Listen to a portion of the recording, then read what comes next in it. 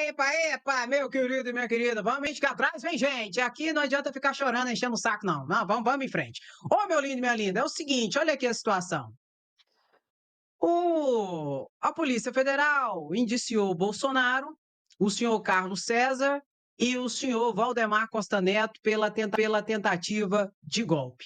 Indiciou os três, mais 34 pessoas. Esses três aqui têm uma ligação direta, não é?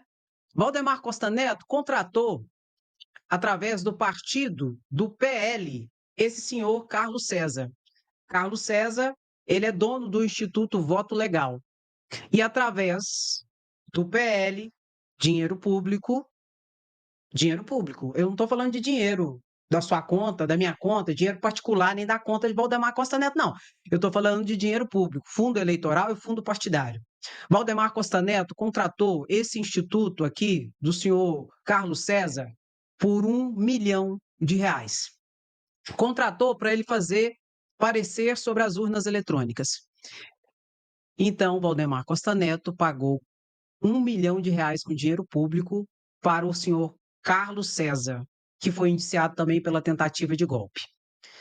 Ele fez relatórios que a Polícia Federal disse no relatório de indiciamento que o senhor Carlos César, pelo Instituto Voto Legal, fez relatórios fraudulentos, que sabia ser falsas as informações colocadas no relatório. Esses relatórios desse Instituto Legal sobre as urnas foram usados por Valdemar Costa Neto para entrar com aquela ação judicial em 2022 contra as urnas eletrônicas, em que Alexandre de Moraes multou o PL em mais de R$ 22 milhões por litigância de má-fé, porque não tinha prova nenhuma para anular votos de urna nenhuma, e era isso que o PL queria.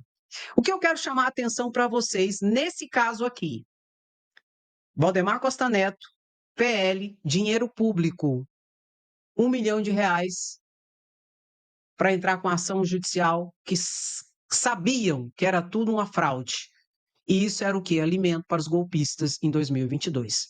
E foi dinheiro público. Mas não foi só isso.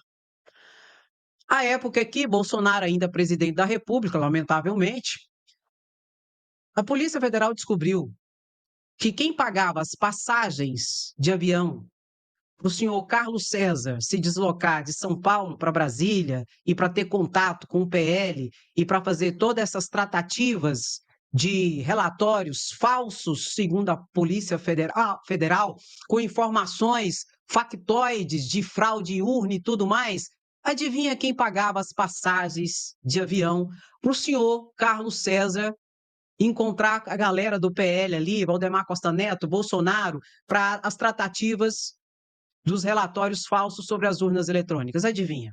A cena aqui já te disse. Bolsonaro? Não. Antes fosse Bolsonaro que pagasse. Não foi do bolso de Bolsonaro. Desde o início da live eu estou falando de quê? Dinheiro público.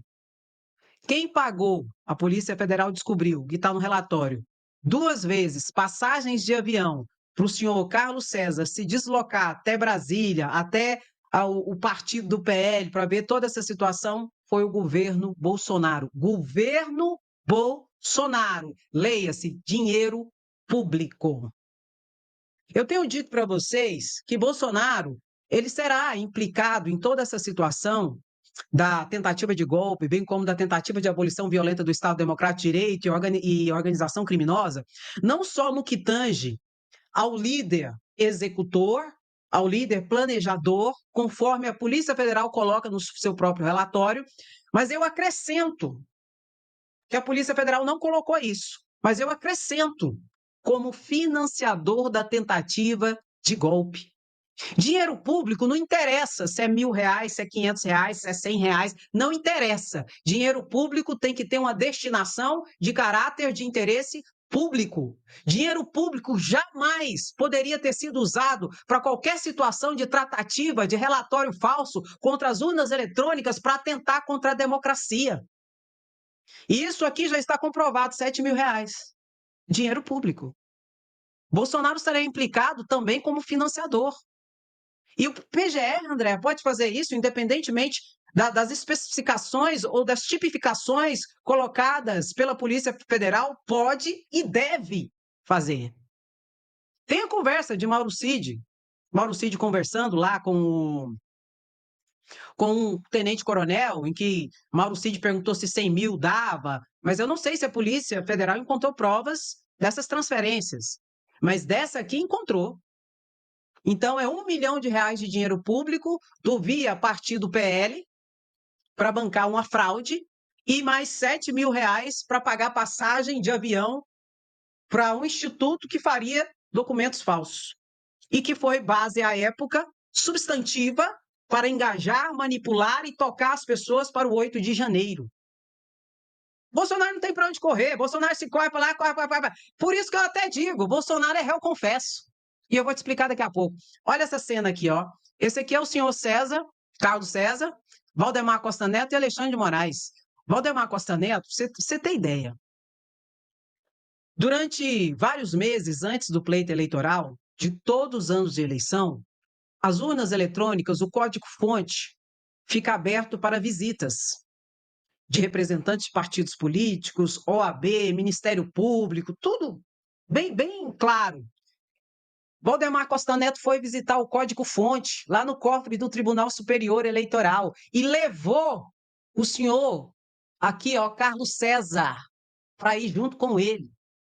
Foi também o comandante aqui nesse mesmo dia 28 de setembro de 2022, antes das eleições, um mês antes das eleições. Foi também, nesse dia aqui, ó, o coronel Sérgio Nogueira, que era o comandante do Exército e que estavam fazendo uma auditoria nas urnas eletrônicas, também foi visitar, e Alexandre de Moraes, pessoalmente, como presidente do Tribunal Superior Eleitoral, levava todos que queriam, todas as autoridades que queriam ver, pesquisar e tudo mais. E esse código-fonte também fica aberto para os partidos políticos, OAB, Ministério Público, levar ali pessoas que entendem de tecnologia de informação e tal, como esse aqui levou, ó, porque o cara aqui, o senhor Carlos César, é engenheiro de software, engenheiro de tecnologia de informação e tal. Então, é aberto que você pode levar também, porque se tiver alguma dúvida, alguma situação, você pode ir lá, enquanto partido político, enquanto OAB, enquanto Ministério Público, organizações civis da sociedade organizada, tudo. Então, eles sabiam que não tinha fraude, que não tinha nada. E mesmo assim, trabalharam para fazer a cabeça das pessoas, para criar um ambiente favorável para justificarem o golpe de Estado por uma justificativa falsa, mentirosa, factoide. Aqui, ó. Dia 28 de setembro de 2022, estiveram lá no Tribunal Superior Eleitoral, no cofre, com código-fonte e tudo mais.